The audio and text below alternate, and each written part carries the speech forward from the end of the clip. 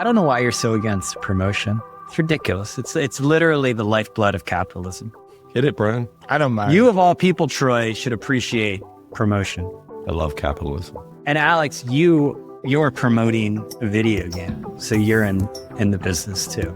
All right, let's get started.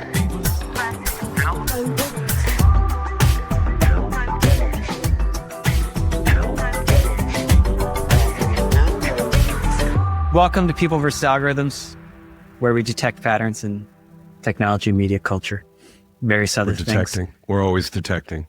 That's Troy Young. We're not reporting, we're detecting. That is Troy Young, who's obviously joining us, and Alex Schleifer. I got some promotion to start. You guys are trying to shame me. You go for it. Well, I'm not going to be shamed. I'm not going to be shamed. This is a big moment. It's many years in the making. I'm doing the TRB Audience Summit. Is the first event really that the Rebooting is doing, a sizable event. It's on September 17th. It's going to be about this shift that we talk about a lot on this program, but basically these models are out of date when it's about getting traffic from Google or Facebook in the old days and monetizing it through programmatic. Doesn't mean programmatic's not going to go away, and traffic is still very important. But these models have to be audience focused. So we're getting together a bunch of great people, top executives. We're mixing some creators, some newcomers. We're doing it at the People Link Auditorium here in New York City, and it's on September 17th. I hope those listeners will come. It's audiencesummit.therebooting.com. That's my promotion. I'm hoping you guys will come. I don't think Alex is going to come, but I have a solution for that. Just wait, give me a second. I'm just canceling my Rebooting subscription. No, you get a 25% discount. No, I'm Troy, canceling. I'm canceling right now. And I'm canceling. If you agree to do a live version of People versus Algorithms, then I'm going to give you 50% off your ticket. Wow. I'm not paying anymore. It's like I'm going to give you 50% off your ticket. You use this vehicle for the promotion of your monetized media brand. I'm not paying for it anymore. So, Troy, were you only doing this to get? Have you been doing this all this time just to get the free Rebooting subscription? So, if Alex, you want me to come to your event, I'm getting a free Rebooting subscription. So, yeah. Alex, I know you're going to say you have a hard stop and you got childcare duties or something that's going to keep you from, or your insistence on me paying for your business class airfare. That is the real sticking points here. I'm not, okay. I'm not so here's the thing. Or not, but anyone who's listening out there that wants to sponsor Alex coming, think about it as an underwriting. It's kind of like a PBS model, like the Ford Foundation or something like that, or one of those oil companies that, otherwise I have a plan, Alex. Oh, wait, should I tell you? Yeah, I'm ready for it. I'm or ready surprise for it. you. No, So well, I've been looking into, I'm going to rent a telepresence robot.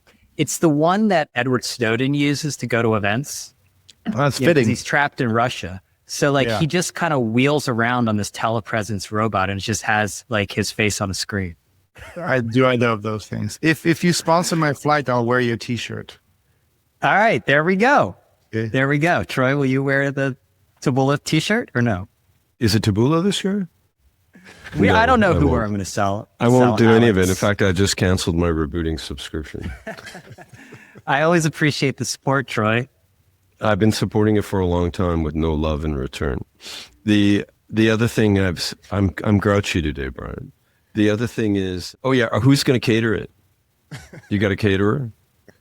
This Taco is Bell? something. So I want to get your opinions on this because I just wrote something about what makes a great event. I've done like hundreds of events in my life, like all around the world. Like I never would have imagined that I would do so many events. And that's why I really haven't done events for the last 5 years with the Rebooting, is because I needed a break. I needed just to take a break from the event circuit. We still go to events. We do gatherings. We do smaller ones. But what do you guys think actually makes for a good event? I know what makes for a bad event, but what do you two think is a valuable event? An event that you would like to go to? Troy. You mean like a business event?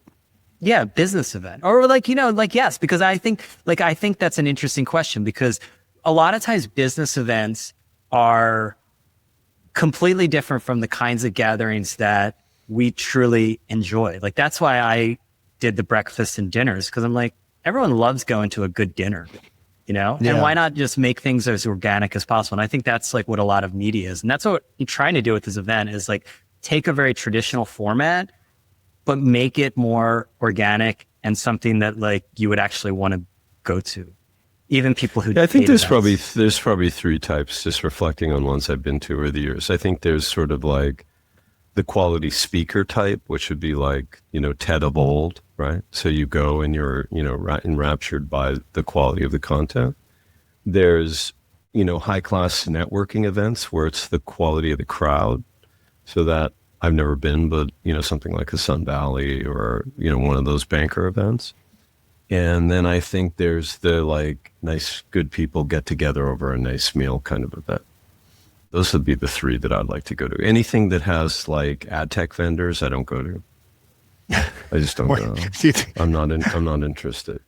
And last year I was kind of put off, actually. I was thinking, because someone just texted me about, there's always this Luma event in the Hamptons that's like a Terry does that. Yeah, Terry and that other dude does it.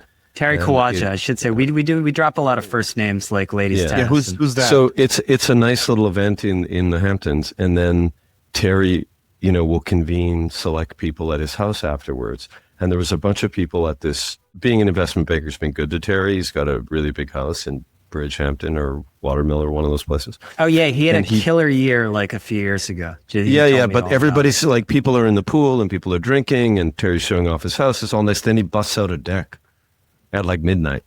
That's awesome. Yeah, that's a certain type. That's a certain type of person is really into that right now.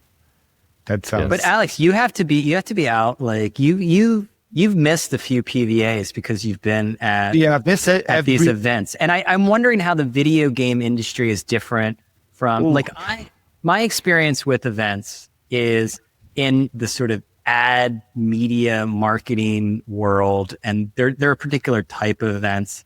They're very, like Troy said, they can be pretty salesy, to be understated. I mean, ours is going to be a lot classier. But what's most useful for you for an event? Oh, and the video game industry is, I mean, it's a kind of, you know, there's a lot of. You guys have like you have booth babes, don't you? Are you still have booth babes? That used to be that hasn't happened in 10 years probably. I think not here. Oh, bullshit. No, I haven't seen any. I promise you, I can find a booth babe. I mean, I'm sure, but like keep going. You're more likely to find a booth babe at a power tool convention. Which, by the way, one of those power tool conventions in Vegas is where I really want to go. Those look amazing. I mean, it's the same stuff. You know, sometimes you go to network. You know, I've been to events where it's like some VC or money people are putting a bunch of people together. So you get interesting group of folks, and you have publishers meeting creatives, and they're trying to make deals around good food. It's usually the most productive. Then there's the stuff where you sit down in a room and learn and watch somebody talk about stuff. I find that in the age of the internet and AI, like, insufferable. I can't do that stuff anymore. And then there's like events where, you know, the audience is essentially all the same group of people, and they're all trying to sell something to each other, and it doesn't really lead to much. So we all get the same things. I think a small event is good, well catered, interesting people on stage, but most importantly, like, it's everything that happens between the planned events. Hey, Brian, Alex works in the gaming industry. He lives on a farm and he's rich. This is not a relevant topic. No, let me give you a reason why it's also not a relevant topic. No. Because, you know, like, what Alex's favorite event is? It's like that's what you guys. I'm not listening to your guys' advice on this. It's the thing after Burning Man. Like, he's too cool for Burning Man, so you have to go to the other thing. That is true, Troy. But so, you know, what he's really going to say is like threesomes, Molly, and techno. Jesus. You can't do that is not going to be the TRB Audience Summit. No. None of those things are going to be at the forget TRB about Audience Summit. I will say that also being an executive at Airbnb kind of ruined me, because events for me was I get flown in, I get treated, you know, to a special room in the back with my special snacks. I talk for 20 minutes. I get out, I get flown back out, and that was perfect for me. Now that I have to actually participate in events and build up the energy to meet people and be social, it's a lot harder. And I have to wait in line for the bad burgers and the bad coffee. It's funny because we've talked a lot about tensions in media, and they're really evident in events. You have to manage all of these tensions between, like you said, you have to provide for your sponsors, and sponsors want to connect a buy and a sell side in B2B events. It is absolutely and it serves a purpose on both sides. As much as people like to make fun of ad tech salespeople like you, Troy, and whatnot. These are people who are necessary to run these businesses. I'm not making fun of them. You asked me what kind of event I like to go to, okay? I mean, if I was to think of one event in your industry, Matt Bellany, the one that I was probably the best one was the Hotel de Cap one that Michael Casson put on every year. That was fun. Like sitting at a table with Shane Smith, Boy George, and Jonathan Nelson for dinner. That was fun. Can you match that up? Is that what we should be expecting? Is this helpful for you as you're planning this rebooting gathering?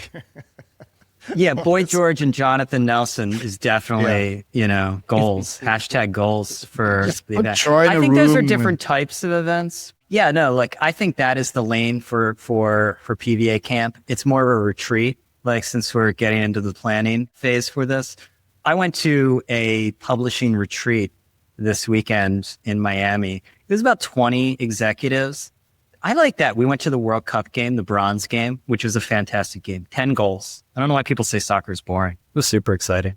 Oh, I was watching that and I was thinking, Brian's watching the best game of the tournament right now. I know. That was an incredible. I got to experience you guys' life because it was in the hospitality zone, the sort of VIP sort of treatment. They going to one of these sporting events now is a total luxury experience. It's like the Delta One lounge. You get brought up into it was almost, because it was Miami, it was almost like a nightclub. There was a DJ. There were these flamenco dancers involved. Great food. So you would like that. And then you go down into your seats and you think, oh, July in Miami, it's going to be oppressive. Not so. Do you know why? Because they keep the windows open and the air conditioning is wafting over you. It was so America. It was amazing. Yeah. That was a great game. Troy one-upped me. Troy one-upped me by going to the finals. That is crazy, Troy. How did you get to the finals? I don't know. Got my ways. Oh, he doesn't. Were you in the 700 level? I was down near the field. The best seat is behind the goal, and I had the behind the goal seat. It wasn't a very good game. I thought it was a boring game, to be honest. No, and Argentina being in the final was a terrible thing for everyone. No. I think they created a different breed in Spain. FIFA has produced $15 billion in revenue off this cycle. And like it or not, the rest of the world, the World Cup has become completely Americanized. The hydration break, just the start. This is fully becoming a luxury product. It is becoming F1. And I saw it up close. They're not going backwards. You might sort of mourn the people who, are obsessed with football and the democratization of it. I think that's just out the window. These things are all going to be luxury events from now on. America triumphs again. When the halftime show happened during the final, I was like, what the fuck is going on right now? As a European, I'm sure the rest of the world was also looking at each other in disbelief. But it was still, it was a great show. I think at the end of the day, the people who actually go to the matches has always been kind of the very wealthy and the very, very passionate. And that'll continue to happen. The show remains a thing that people watch on TV and in backyards and stuff like that. And I think that's the true vibe for me of the World Cup. Walking to a little Peruvian place here and they have a back garden and everybody's cheering and excited and that's free, so they cannot take that away from us. And I speak as a man of the people. Look at with a family office. Yeah. Did you do Molly? Did I do Molly? No. I don't know how you guys got into those matches. I didn't. I also have a young child and family, so it's harder for me to just jump on these things, but I'm envious. Well, I would say my other observation is FIFA did, despite the fact that everybody hates FIFA, they did an incredible job of organizing it. Of basically, they're the global signage company. They completely hijacked the facades of 12 stadiums. You were only ever in a FIFA experience in the hospitality zone outside of the stadium. Oh, you were in the hospitality zone too. Did you get a little gift? I got a little gift. I don't know. What kind of gift? I redeemed my gift. You probably didn't even redeem it. Oh, I did. I got a voucher for a gift. I didn't redeem it. Oh, see, I got it. But they had little roast beef sandwiches and waffles and stuff like that. It's nice. Yeah. See, we had like Miami food. We had empanadas and whatnot. Anyway, it was really well organized. I thought that it was a very pleasant sporting experience. Nice. Yeah, well, it's good. You're welcome. But I think America. This is also a good example of how much is pivoting to these events, congregations, community. I think community is the new mode. I think, people are not going to be talking as much about like newsletter models and as much about community models. I think congregation is probably the hottest sector of media. Gear Patrol's Eric Yang, who I know you know well, Troy. He's a sometimes listener of the podcast. He told me, I like when people are honest about that. He said he frequently disagrees with Alex, which I think is fun. Well, I met him as well. And oh, did you? Okay. He put me on to this. That. Have you heard of this company, USAL?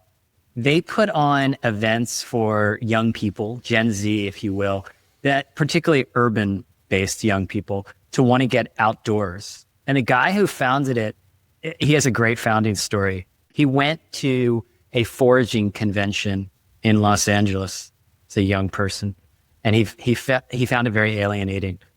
He said it was filled with like middle-aged white men, and he was triggered by their unwelcoming of him to this space, and so he got radicalized and started this USAL to bring, to have congregate like young people out in nature to connect with each other. I love this business. It's like very well branded. I don't know. I shared it on Field Notes. What did you think about it, Troy? Oh, that was really cool. Really cool. I think that it feels like it's got its own lane and it's really well packaged. And I would go to one of those events if I wasn't waiting in line at my local coffee shop. But if you started going to one of those events, then you would radicalize somebody at one of those events to create their own thing where there are no chores. Exactly. I'm not welcome there, Brian. But yeah, it seems cool. I mean, like Beehive has a new community tool. I'm gonna spin up a community on there, and I just see that every media company wants to be a community. I mean, Andreessen Horowitz is hiring a events like manager for like $250,000 a year. That is the next, like, I don't know. I just think that there's so much going on with congregation. I know people say there's too many events out there, but there's definitely something in the water that this is the direction. I don't think it's that hard to decipher, Brian. I think that all media businesses look for some type of ownable connectivity and or a reliable way of getting distribution. And if you can't find that through platforms and you can't find a sticky enough relationship through emails, and the web isn't going to do it for you, and print doesn't exist, and you don't have a big, money-making video business, you need to bring together a group of people. You need to somehow get your hooks into folks, and so events is the logical way to do it. I think there's going to be tremendous fatigue around it, actually. I'm sure there will, but isn't it because the means of production of modern media have not been fully, I'm not going to say democratized, but fully kind of. It's what you should refer to as open source media, Alex, meaning it's created for free. Yeah, it's essentially created for free. It's owned by platforms. So there's, corporations, no matter how much mystique they build around themselves, whether it's Apple or Disney or whatever, the big moat is that you need a bunch of money to do the thing that they do, and nobody can put enough money together and enough infrastructure together to get those things done. And when you get into a world with AI and with platforms where the cost of entering the space is zero and you're competing not against 5 entities, but, 1 billion that are creating content, then the only moat becomes something that's hard to do. And there's nothing harder to do than creating in-person events and in-person communities, in part because, like, Brian, you've said it, right? You need to find space, you need to put up the capital, but then it's very just managing the quality of that community, right? Like California is very much about in-person communities. I'm very involved in those types of things. And the thing that makes any event good is the quality of the people that are there. Exactly. And that becomes self-selecting at some point. So, the best thing you can do is to create a club so cool that everybody wants to be in, but very few get in. But that's a moat. It's also like hard to scale, right? Because it's very expensive. So, but that's where people are going. Like, yeah, but you know what? The most valuable things are hard to scale. I mean, I hate the thing when people go to events and they say, "Oh, it doesn't scale," blah blah blah. I understand, Brian, and I'm not saying that, but yeah, digital media scales. Look at how that works. Right, but that's the thing. Like, I understand, but like in a world where you can make software returns on stuff, right? We've all been spoiled by the fact that that's the way things should scale. And so we're looking for new moats. What is hard to do? What is rare? And that's one of them. And everybody needs to kind of, it's like we're returning back into an agrarian society a little bit. You know what I mean? Like, it's just like, let's find the things that are hard to do because that's where the value is. And maybe that's good. Maybe we'll end up with a few smaller businesses rather than these behemoths that like kind of latched on to, an infinite money machine. I don't know, but... Well, I thought the interesting point you made, Brian, around this was where it conflicts with your media business. So we all know that there's a purity to the news gathering organizations that try to, do hard reporting and, get at all costs, get to the story.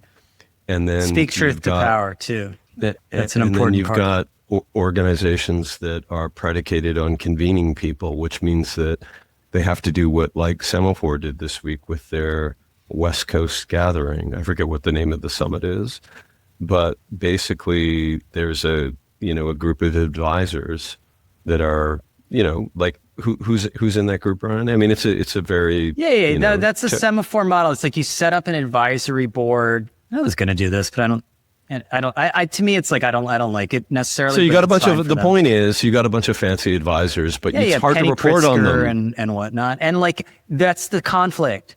Like Ryan Mack, who's a tech reporter at the New York Times, and this is, look, I see it a lot of times with journalists who have never had to like operate a business before, and God bless them. I see it with Nilay Patel. Like, when you get out in the market, you're going to have to realize that there's trade-offs to everything, and you absolutely have to make compromises, okay? And Semaphore is, he was taking Semaphore to task for having a global advisory board with a lot of the people, obviously, that they cover. This is gambling and Casablanca stuff.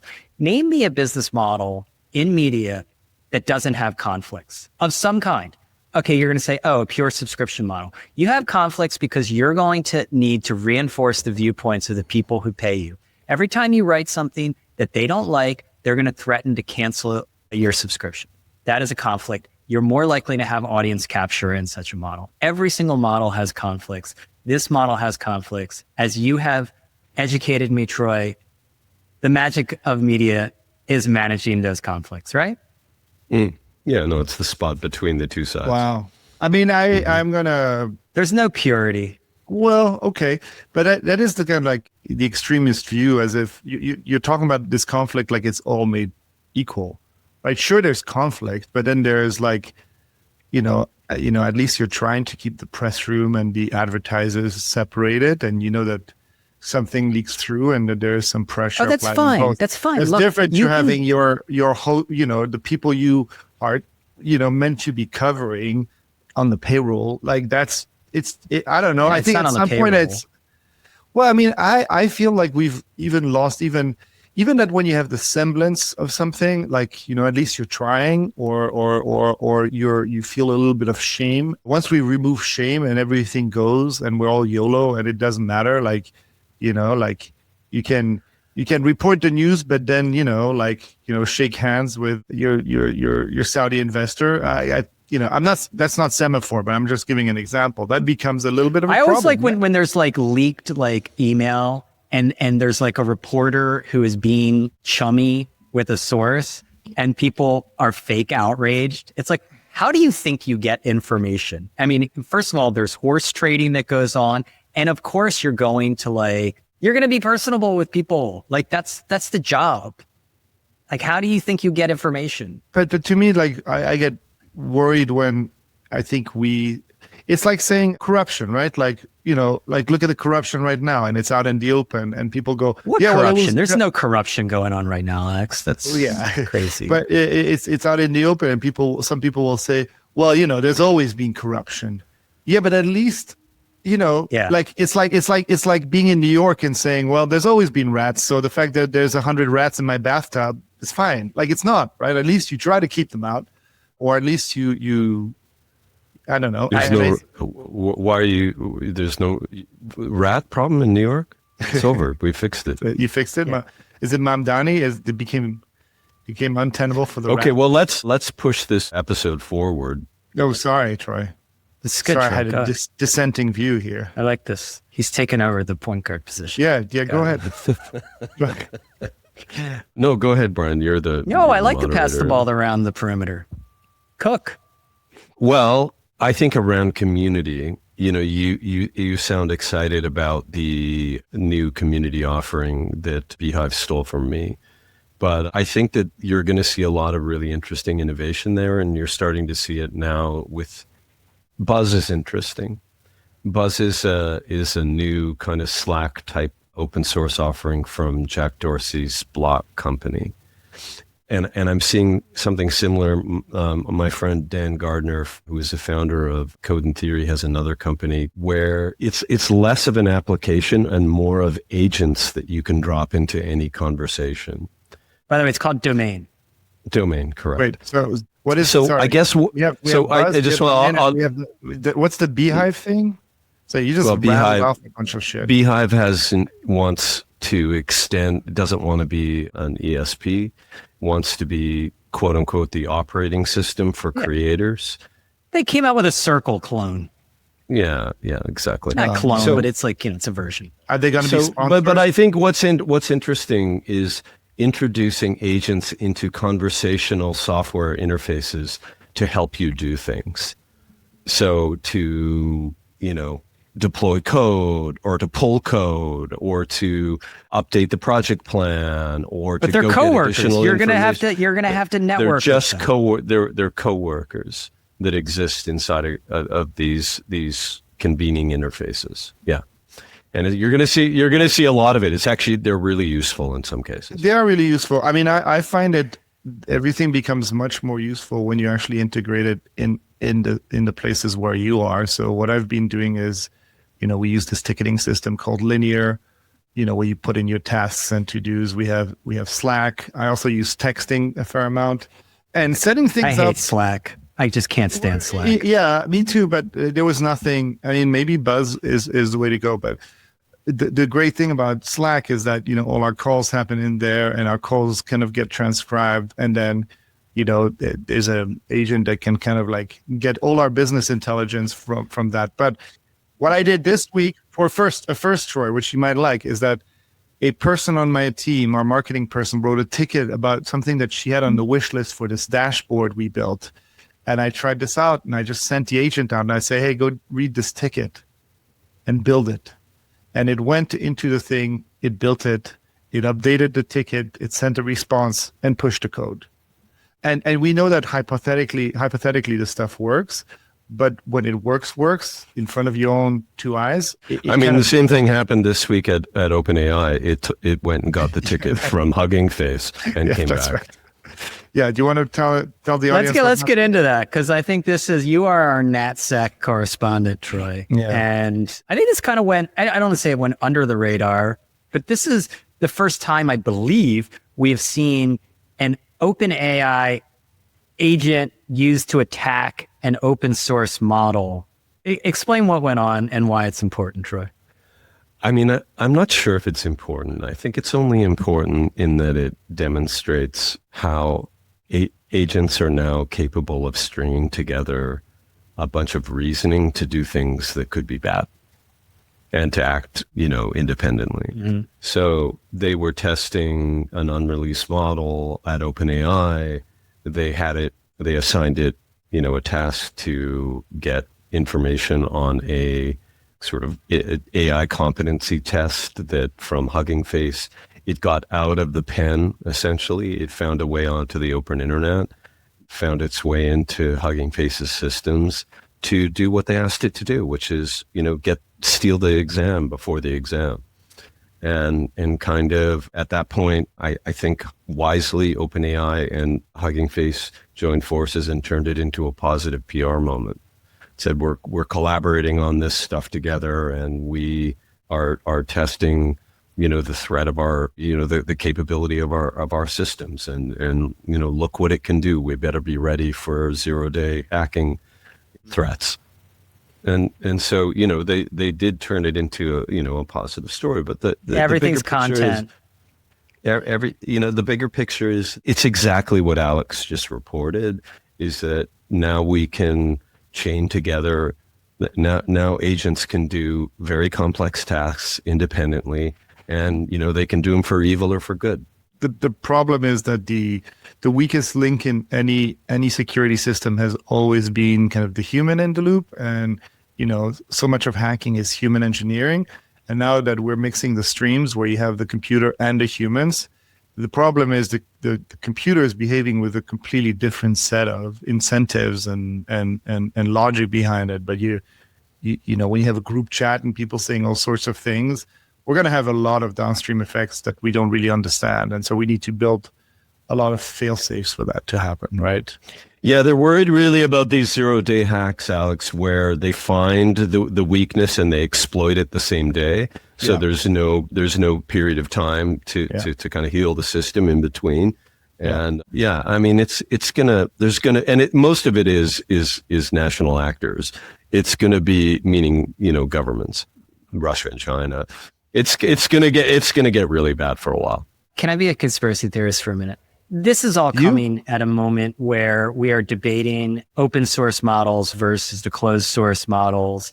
And this seems like establishing leverage, because there's this idea of regulatory capture that I noticed that the word has gone out to all the Silicon Valley power brokers about that regulatory capture is the line to take. It.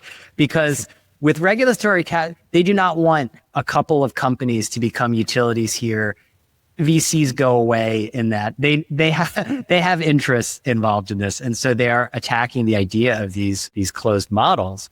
And I wonder if this is really good leverage to use to push the idea of a regulatory regime that is going to lock in the lead of OpenAI and Anthropic.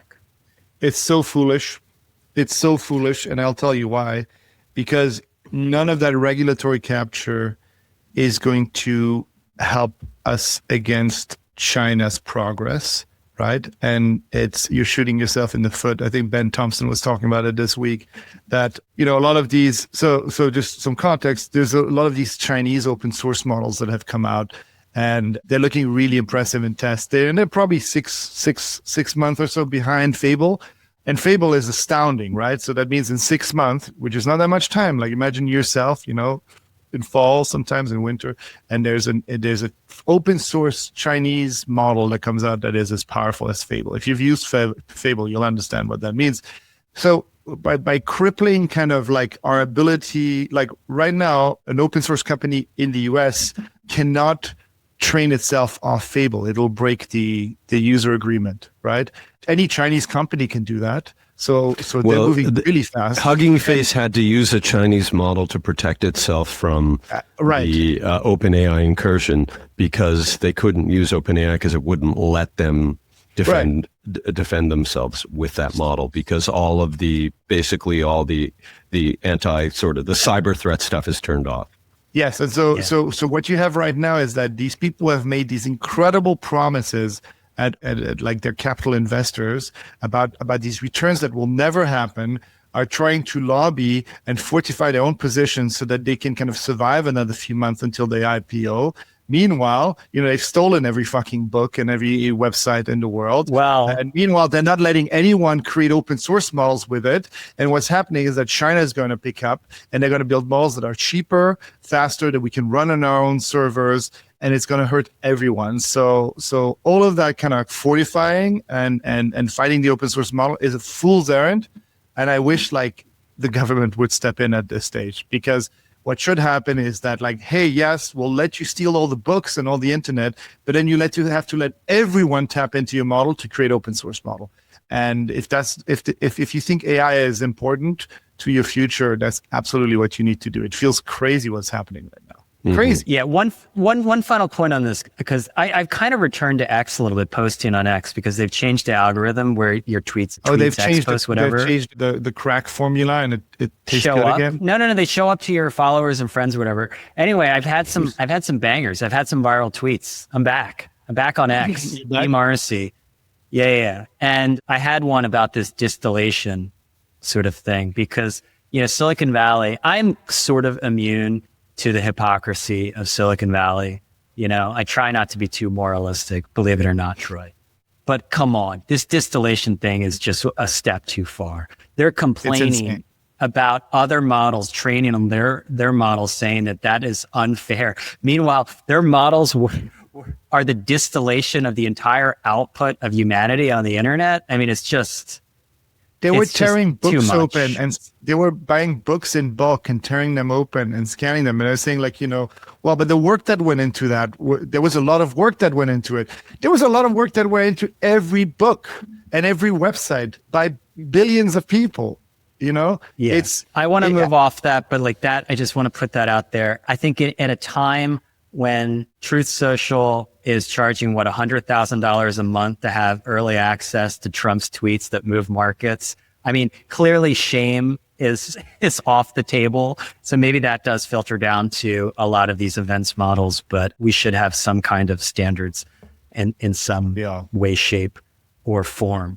We have a couple of minutes before Alex's hard stop, and I want to get to a more important topic. Coca-Cola has updated its brand identity.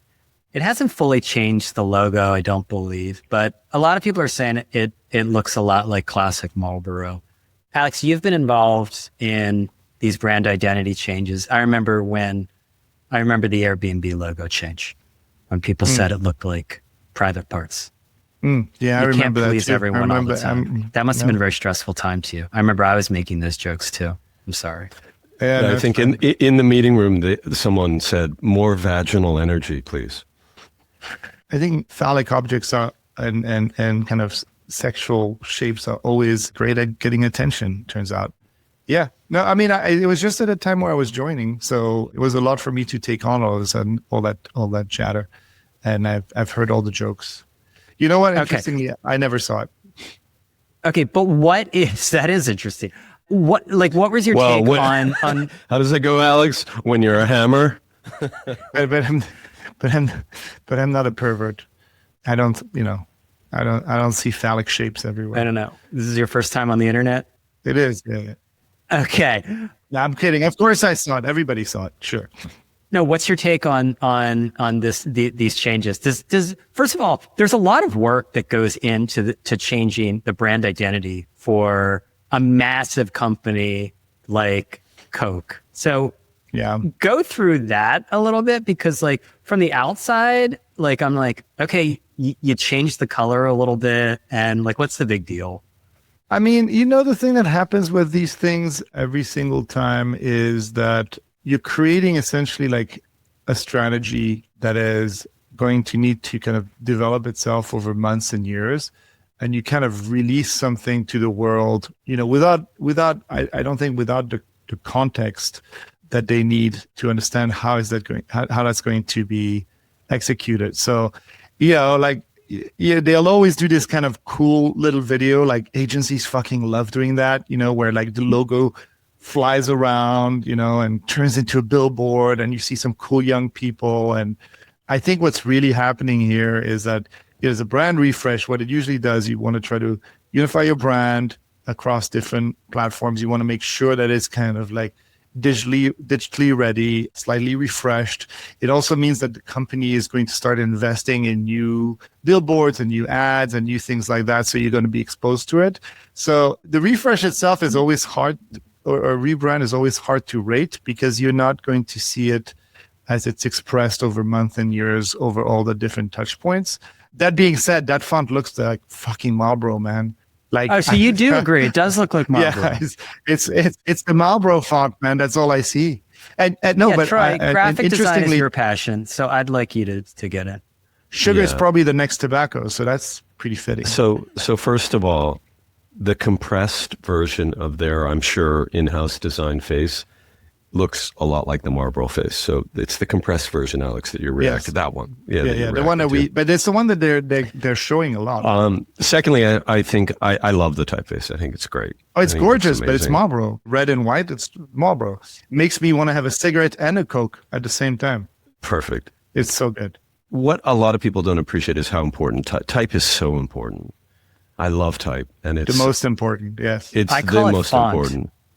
I think the biggest move here that they made is there's a like a stigma attached to drinking a Diet Coke or to there is? like it. Well, it's not really a stigma, but you're consciously drinking a Diet Coke. They've removed the visual cue from between the Coke and the no sugar Coke. They've simplified it dramatically. Yes. They both look the same now. One has a black cap. They both have a red label. One just says zero sugar on it. Yeah, they're going all in on the red, which is smart. Yeah. All in on the red, but I also think that it's a lot less different to have a Diet Coke. It just looks like a Coke. And it's just a Coke with no sugar. So there's a great point, Troy. There's a great example. So that's like one of the many different things that are coming together with this, right? And so you're just seeing the kind of like umbrella packaging of this thing, but these kind of decisions are the ones that are going to impact the business more. That'll develop over years. It is executed well, but I do think that compressed font was a odd choice. They might have wanted to skip that, but you know.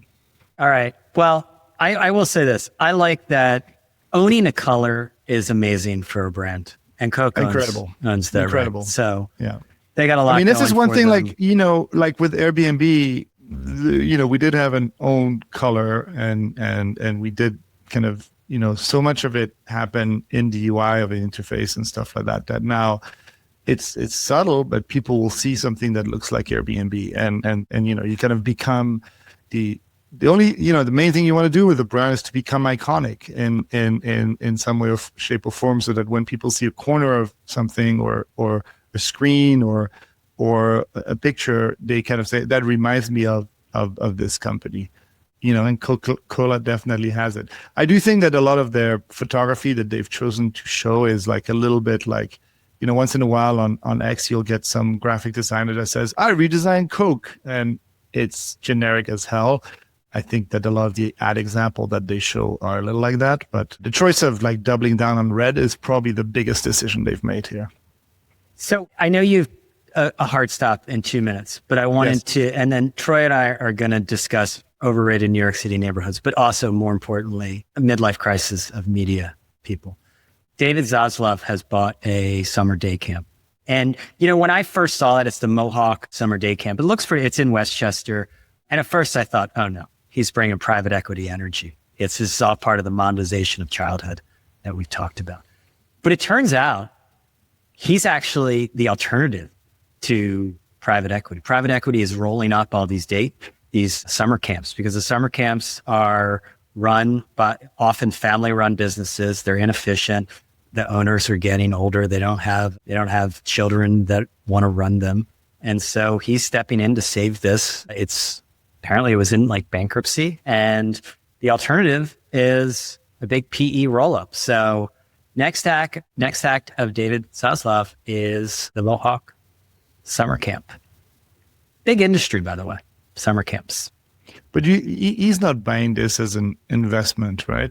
There's probably some emotional attachment. It's a passion project. It's a passion project. I'm looking. I thought they were going to do a Will Ferrell movie there.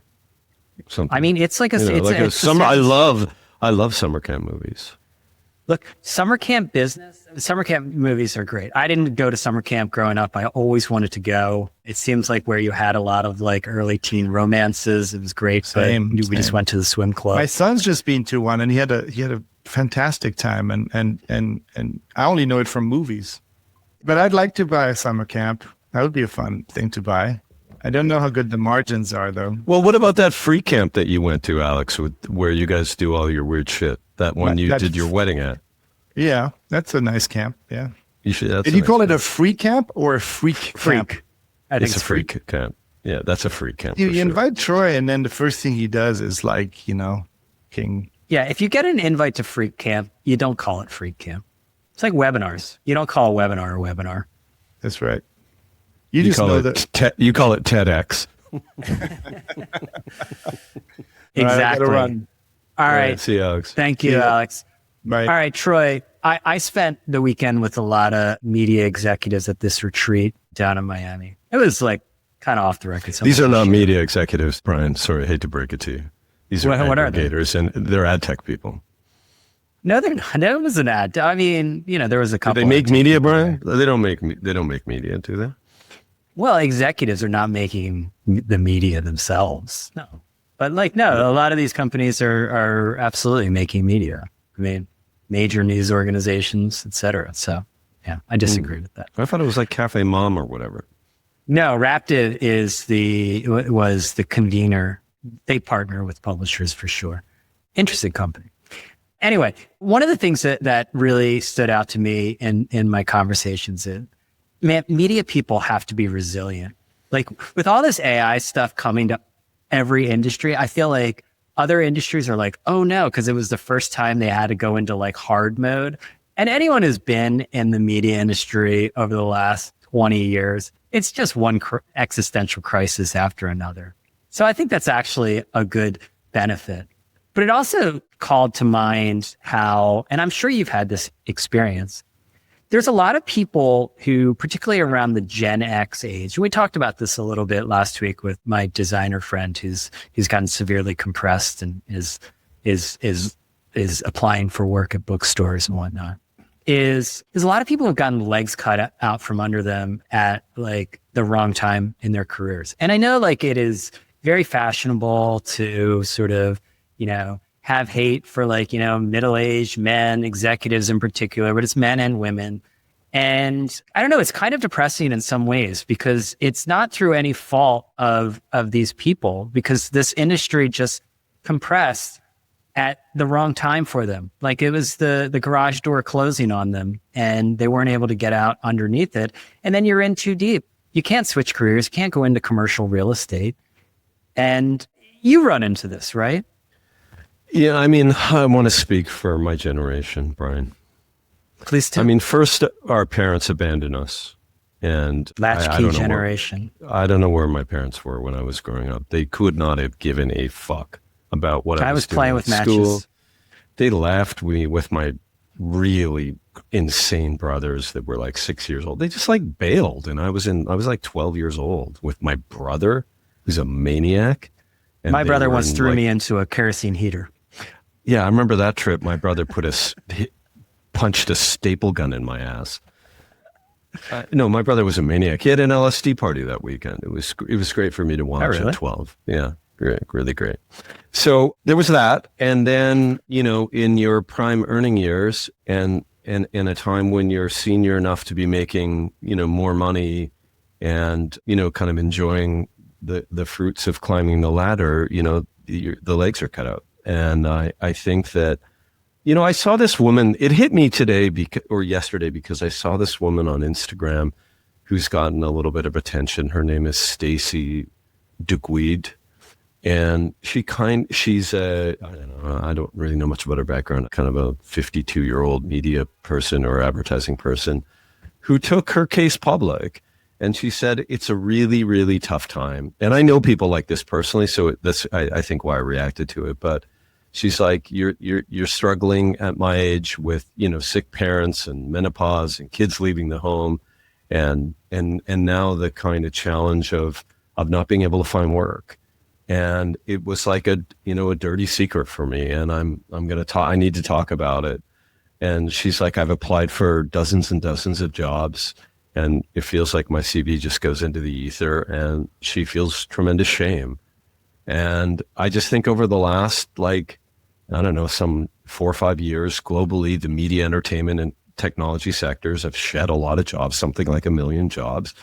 And to be hit in your 50s with this kind of structural change where, a younger person might be more up to speed in technology, certainly cheaper, easier to hire, more flexible, is putting a lot of pressure on older players to have to figure out essentially how to kind of eat what they kill. And I think that it's great that people are talking about it, because it's a really kind of lonely place to be for a person. And I think the only way out is not isolating yourself, really becoming a doer, learning as much as you can so that you can evolve and really, talking to other people and sort of maximizing network opportunities, because you're going to have to find your own revenue. You're going to have to do the free agent thing, because, maybe you'll fall into something, but I think it's going to be up to you. And people have to band together to get through it. Yeah, and it's not structured anymore. I mean, a lot of these people, you follow a progression. And look, media has always been a sieve career-wise, in that, some people get through, right, the sieve. Like, I realized very early on that, at least in the journalism side, in the cubicle land, like, the profession that I was in was designed to commoditize me and replace me with someone cheaper, younger and cheaper, basically. And I said, I gotta figure out my leverage and try to avoid that from happening to me. I do not want to get compressed. I saw that very early on. And, the reality is that there is a structural compression going on, and it has hit a lot of people through, they did all the quote unquote. Well, you saw it things early because you were at Adweek and you realized you need to become a shareholder. And well, they shrank my cubicle. You want to have a lesson but that's the time that you were like, shrank my cubicle. You had to get out and partner with the other guy and start Digiday, right? Or take Digiday and grow it. And that was the move. Well, yeah, but also to go back to events is to decommoditize. You have to decommoditize yourself. And if you're earlier in your career, to decommoditize yourself, it's just absolutely critical. I mean, that's why, I think LinkedIn, I go back and forth with LinkedIn, honestly. It's very easy, and I mock LinkedIn quite a bit at the same time. There's a lot of discourse around right now, and it pops up every now and again, about the open to work banner. Okay. And yeah, I mean, I think it's like, quote unquote, cringe, right? But at the same time, I'm like, no, man, we got to take the stigma off. Like, there's a lot of people who, through no fault of their own, have to go out there and they have to hustle. And not only do they have to hustle, but they went down a path that was not the hustle path. This is not natural to people. I mean, I have a lot of sympathy for these people, because I kind of, I don't know. I've always felt like that myself in some ways, in that, like, you get forced I can make this super personal, dude. I totally think that I do make fun of LinkedIn, and I think the open to work banner's fine. Do it. Do whatever it takes. Be completely shameless about it. But I can make it really personal, because I went through a massive career change at 50. And so, and I think I would characterize myself as being extremely adaptable.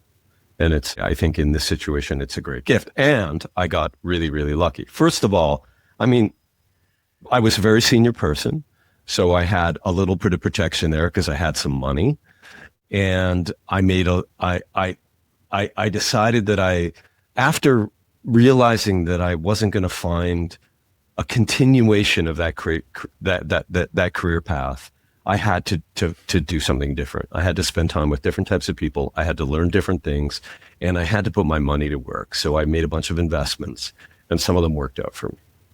And I've tried to sort of stay in the game but there's been dark days, really dark days about what is my purpose in the world? What am I doing? Why do what am I going to do with my time?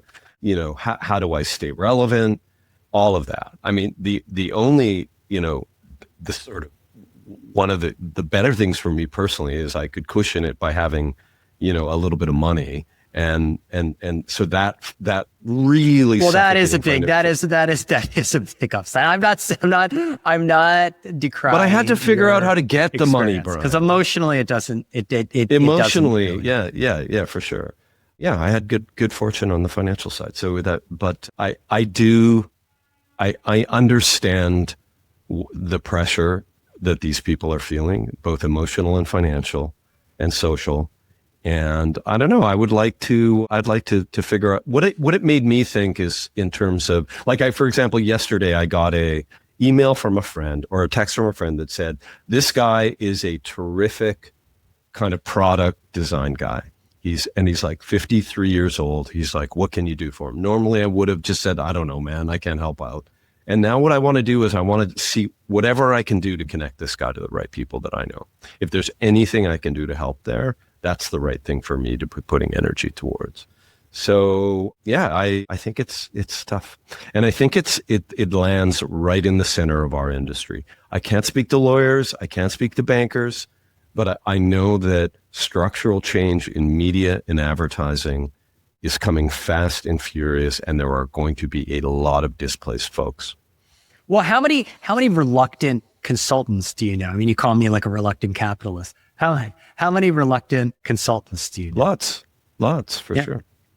And that's, I think that is a symptom of what has happened in this industry. I'm wondering, I want to set up some kind of free agent, database system. I don't know, something that allows the connection, the open to work banner is not it. I know I have sympathy for it. To me, it's not that effective. Yeah. You're talking about how do you channel the capabilities of a bunch of people through some kind of evolved job board or something into the market. It'd be great if we could help somehow. Well, I think it's more than a job board, because I think what a lot of people are doing. I called it an evolved job board. Yeah. It's just a way of helping people get connected to opportunities that where it's not going to maybe turn into a full-time job. But I guess my one piece of advice is you have to make your opportunities at that phase. I believe that the future is not everyone, but so many people are going to have LLCs, and we're going to have LLC on LLC action. I have no full-time employees. I work with over a dozen different people, and their LLC connects with my LLC. And I just believe that is going to be increasingly the future, particularly in this industry. And you're going to have to put together a portfolio of different things. When you get to a certain level in this field, there simply aren't enough chairs out there for people. This is a really bad game of musical chairs. And so the way you get out of that is, I think, whether you like it or not, fractional is probably a large part of the future, and having more flexible arrangements. Well, if people have thoughts, they should share them. You had brought up a couple things that I thought were kind of interesting. One was The Guardian, which is the successful charity case with a trust fund of a media company, very unique media company. Yeah, I mean, The Guardian has done a really nice job. Definitely have a Guardian executive at the TRB Audience Summit, by the way. Yeah. They've done a really good job. They have the Scott their content's good, right? And they're aligned with a point of view, so it helps them, get funding. But progress. They still lose money. Thankfully, they have a £1 billion, £1.25 billion. Yeah, they have a trust. So that is a great model. But they're doing well in the U.S. and they're hiring. They're hiring for 55 different positions across their different operations. They're in the U.S., UK, and Australia. And I think it's a success case because they didn't just put up a paywall. The U.S. business grew 22% last year. Yeah. I mean, so there's still $75 million business. There's still growth. One thing I wanted to get your opinion on is Substack is taking a complete anti-AI stance. They've partnered with Panagram, which is some kind of AI cop, which I've heard is not very accurate. I know my sister told me that my nephew got dinged for turning in an AI paper, and he absolutely did not use AI to create the paper. At least she assures me he did not. But in any case, people love measurements. And so they are calling out cloud phishing, which is an interesting term that they're using. You're going to be able to scan Substack posts and see how much of them were AI created. This is just an enforcement mechanism. They're trying to shame their users into not publishing quote unquote AI flop. Mm-hmm. I think it's good positioning. I mean, I don't think it's like, no, I think this kind of stuff is going to fade away because like you said, like using AI in some way, shape or form is going to be inevitable. And I just think the way people are doing it right now often is incredibly awkward and ham-handed. It reminds me of when people first got cell phones and they would be on the train and they would call someone to say, I'm on the train. I'm talking to you on the train. And it was really annoying. Mm-hmm. We'll adapt because this stuff is going to become. I mean, less it seems like a nice positioning idea. I think increasingly it's not going to be, was this generated by AI or was it generated by a human? But it's all kind of mixed together where AI is like sampling, right? It's like the tool, you contribute, you put new ideas on top of other people's ideas. You use tools to help frame an argument. You use AI to structure what you're going to write. You don't like the way a sentence is flowing. You jam it into the machine. It helps you with your logic. So I think it's, the future is really more about augmentation. And I think there's going to be a lot of false positives where, like what happened to your nephew. But, it seems to me like if they want to be the kind of folksy, handcrafted social network, then this is a nice sentiment, I suppose. Yeah, it fits with their brand for better or worse. I mean, I like a lot of AI. I like a lot of AI content. You love slop. I know that. I like slop, and I think the algorithm sorts it out, right? If it wasn't in the algorithm, it's in there because people are watching it. We got a listener question, Troy. I want to ask you. It is a little preamble. I'm going to read it. We see all these newsletters like news items, websites, Instagram pages, et cetera, that have turned aggregation into successful businesses. Why haven't we seen it with video? There's more of it than ever. You don't need it. But less curation. First of all, video doesn't work in email, right? You have to click out. So it's a friction-filled delivery mechanism. No, not an email, just a general aggregation. I mean, people have done video aggregation in BuzzFeed articles forever, right? Like here's this video and this video and this video.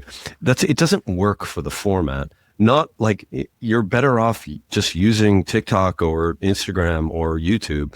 And more importantly, the signals that come off of video in an algorithmic platform are myriad, right? So you have how long did someone watch it? Where did they stop it? And how does it fit with their other interests before this? So your stream of algorithmic content on a place like YouTube, and you'll notice this as a user on Instagram or YouTube, it's incredibly accurate.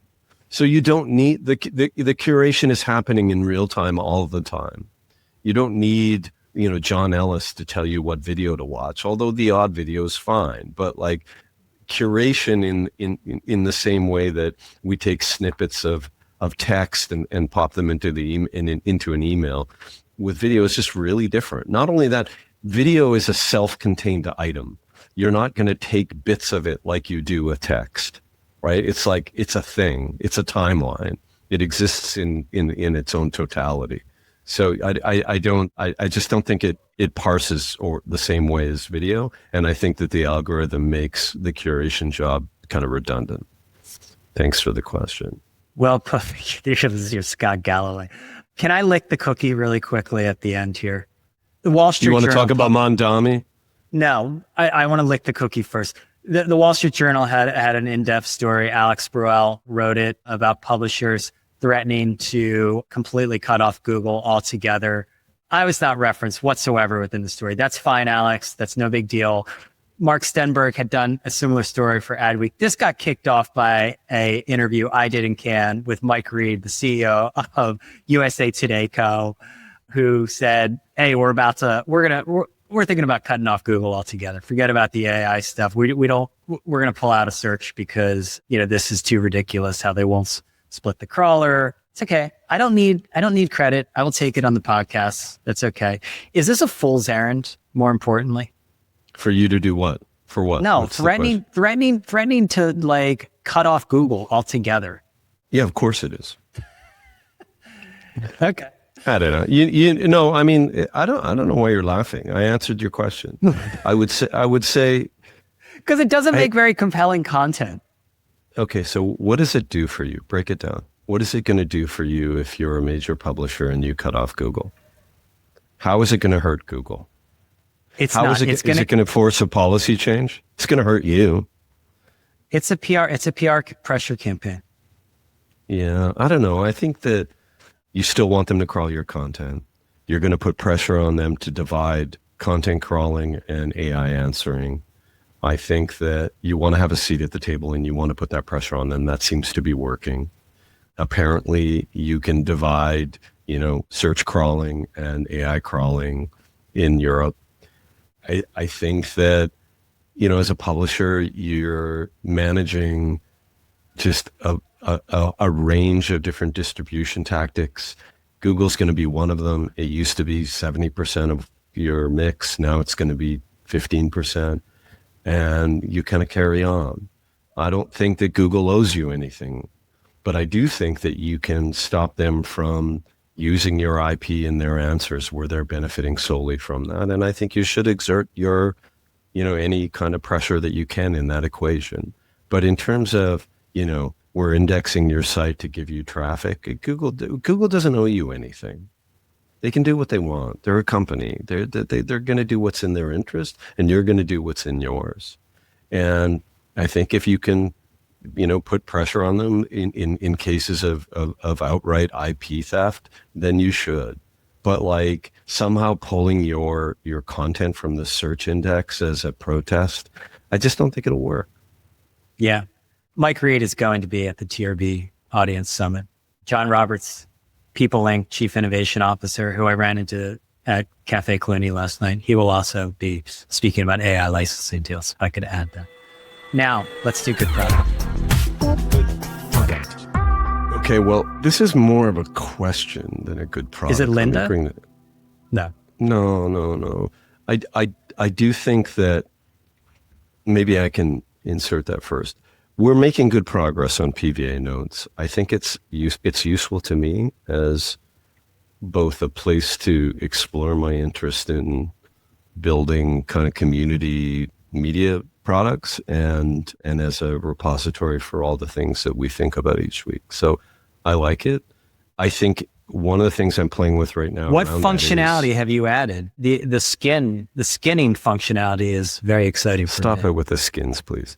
The skin is just a tile in the background to add flair. I had a picture of Bob Dylan in there because I went to Bob Dylan yesterday or day before. You know who I saw at Bob Dylan? Emily Sundberg. Oh yeah, who is she with? She was with her dad and her godfather and her husband.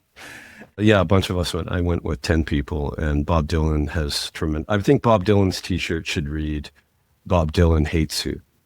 Bob Dylan has, he kind of reframes the artist audience dialectic. Like he didn't say one word, not "Hey New York" or "You're gonna love this one" or "I remember in 1965 when I was on this very Forest Hill stage with Joan Baez." Nothing, not a word. He wore a hoodie. He performed 14 songs and he left. No encore. Lights went on. I'm out of here. But he's been performing for. This is like Alex when he was at Airbnb going to industry events. Yeah, 70 years, 65 years he's been doing this. So he doesn't feel like he owes the audience. Is he moving well? Is he moving? He stands behind a keyboard. He's got a very capable band and he does his thing. He doesn't move. He just wears a hoodie with a hood up and plays the songs. Yeah. Sounded pretty good, actually. I want to talk about toaster ovens, if you don't mind. Sure. So they're a big 1980s innovation, I feel like. Yeah, I think faced with like small appliance creep in our house, I really wasn't part of this. I just said, no, don't do it. but like I hate it. I hate it when we have like an air fryer on the counter and like a toaster and a blender. There's just too much shit, especially the air fryers. I hate air fryers. Really? And you hate air fryers? Yeah, they were hot for a moment. Yeah, and then Jillian said, I'm going to buy, so we have this separate part of the kitchen in our house, which is like a little alleyway that has like, I don't know, like a bar in it and dishwasher and cupboards and stuff. And she's like, I'm getting this new Breville oven, toaster oven. She threw the toaster away. And I'm like, what are you doing throwing the toaster? I wanted to toast my toast. Well, what are you doing? And she said, I don't want it anymore. I'm getting I like an old school toaster. I do too. We had a fine toaster. And she bought this Breville Smart Oven Air Fryer Pro. And it's massive. And it sits on the counter in the little alleyway.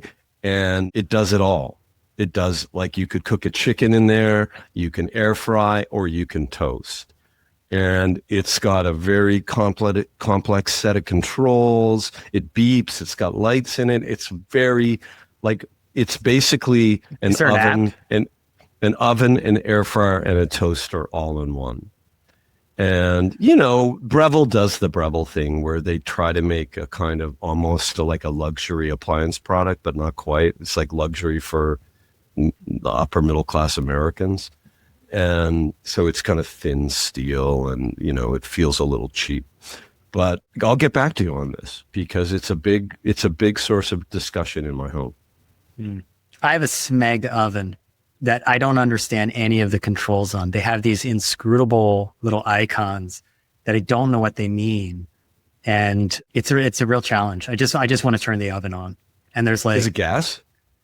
No, we have gas oven. Our fridges are in drawers here. That's cool. That is cool. Instead of like in the wall, so they're like underneath the sink. Like there's fridges in drawers. Kind of good. Very good. Anyway, that's the best product candidate for the week. The Breville Smart Oven Air Fryer Pro. I'll get back to you and we'll let you know if it was worth getting rid of all the other appliances and trading it. And we are working, when I say we, I mean you, are working on a new innovation for pvanotes.com. Everyone should visit it, join our community. Around like recommendations, right? Like are we not ready to talk about that? The restaurant recommendations. Oh, that part. That's a new feature. I'd like to do that. Yeah. I'm going to do that. So I think... So the genesis of this is whenever I go to a city, the best things happen when I ask someone who goes there a lot for like, where should I eat? Where should I go? What, museum should I go to? And so I love it when someone has a nice Google sheet of like, here's the places you need to go eat. Go eat in London or in Tokyo or whatever. And so I thought we should start assembling the best places to eat in, the cities that we know well. Don't you think? I would love it. Like, where would you tell someone who is coming to New York to go eat? Oh God, I don't know. Honestly, I have no idea. Okay. I'm not like a restaurant guy. I'm not prepared for that. Do you know where you'd tell them to stay? Why would I stay in a hotel in New York City? Well, you have an apartment. Although, for a couple of years, I did stay in hotels here when we didn't live here. And it was a strange experience. New York City hotel rooms are horrific. They're miniature and unbelievably expensive. I would not recommend New York City hotel rooms to anyone. Where do you tell? I'm going to Miami next week. Where should I stay in Miami? You didn't tell me you're going to Miami. No, let's just say hypothetically. Again, I live there, so I don't actually know. I mean, you like what was your place? Your place is a surf club, right? I don't know. I was at the Standard. Then that Raptive event was at the Standard. I think the Standard's a nice property. The rooms are kind of shitty, but they're just basic. I don't know. I'm not a big hotel guy either. Like I don't like hotels. I've stayed in a lot of hotels. I've spent a lot of time in hotels. I spent a lot of time in resorts because of the events that I've gone to. And I really don't like the hotel experience. I can't stand it in America. I find the service aspect to be just like suffocating. I don't want to say good morning to like a dozen people. Maybe that makes me grumpy or not, but like who wants that? Yeah, I don't know. Maybe you're staying at the wrong hotels. I mean, I think a good hotel should know whether or not you want to be said good morning to. I don't know. We used to go to the Montage in Deer Valley. That's like the top of the top tier, right? And the American service sort of approach there is you'd be like walking down I'd be walking down the hallway, and a person who's working for the hotel would like pin themselves up against like the wall, like as I passed this wide stair. I'm like, this does not make me feel like this is ridiculous. Like, what are you doing? Like, let's just be normal people. I think overall, when it comes to events or any of these things, maybe this is me. Make it like a normal interaction. You know, like I don't want it to be this weird servile kind of thing or an artificial, quote unquote, networking event. Just make it like a normal dinner you want to go to, a normal like conversation or group you want to be part of. That's what I want. Organic, Troy. Make it normal. All right, I got to go to lunch. All right, Brent. Bye. See ya. That's it for this episode of People vs. Algorithms, where each week we uncover patterns shaping media, culture, and technology. Big thanks, as always, to our producer, Vanya Arsenov. She always makes us a little clearer and more understandable, and we appreciate her very, very much. If you're enjoying these conversations, we'd love for you to leave us a review. It helps us get the word out and keeps our community growing. Remember, you can find People vs. Algorithms on Apple Podcasts, on Spotify, and now on YouTube. Thanks for listening, and we'll see you again next week.